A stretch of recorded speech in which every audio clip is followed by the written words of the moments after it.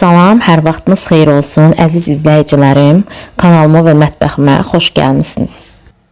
Bugün reyhan kompotunun düzgün şəkildə hazırlanma qaydasını sizlərlə paylaşıram.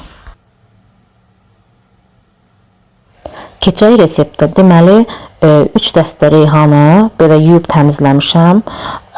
Belə bir malirovunu qazan götürürəm və yuduğum reyhanları bura əlavə edirəm.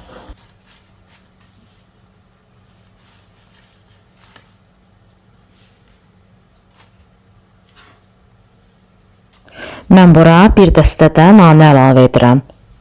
Onu deyim ki, bu kompotu biz uşaq olanda anam tez-tez hazırlayırdı və mən bu resepti anamdan öyrənmişəm.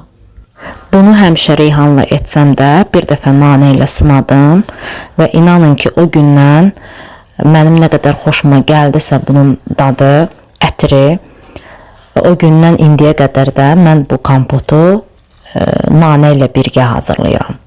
Və əminəm ki, siz də hazırlasanız çox bəyənəcəksiniz.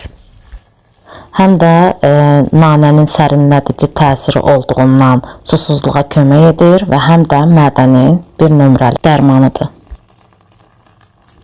Deməli, mən bura hardasa 3 litrə yaxın su əlavə edirəm. Yəni, çaydandan qaynar-qaynar. Elə qaynayan kimi ocaqdan götürüb, yəni bu reyhanların nanənin üzərinə əlavə edirəm. Videomu bura qədər izləmişsinizsə, sizlərdən xahişim budur ki, kanalıma abunə olmağı, yaxınlarınızla paylaşmağı və bəyənməyi unutmayın ki, mənə dəstək olasınız. Bu mənim üçün çox vaciblidir. Dəstək olan hər kəsə təşəkkürümü bildirirəm.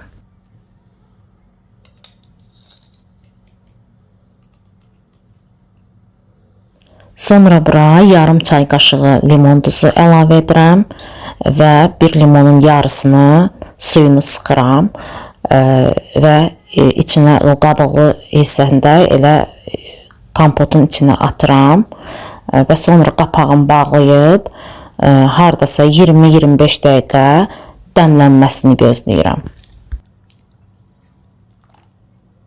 Bunu qətiyyən qazın üstündə qaynatmaq olmaz. O zaman həm rəngi, həm də dadı dəyişir. Yəni yaxşı alınmır. Bunun qaydası bu cürdür.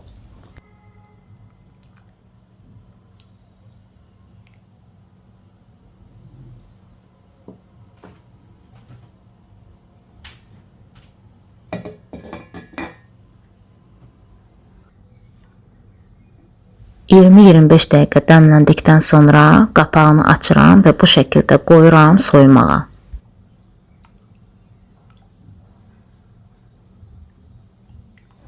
Rəngi baxın bu cür olmalıdır və inanın ki, ətri də bütün mətbəxi bürüyüb. Bu cür ilıq hala gəldikdən sonra içindəki reyhanları götürürəm ki, şəkər tozunu əlavə elədikdə bu reyhanlar o şəkəri öz canlarına çəkməsinlər.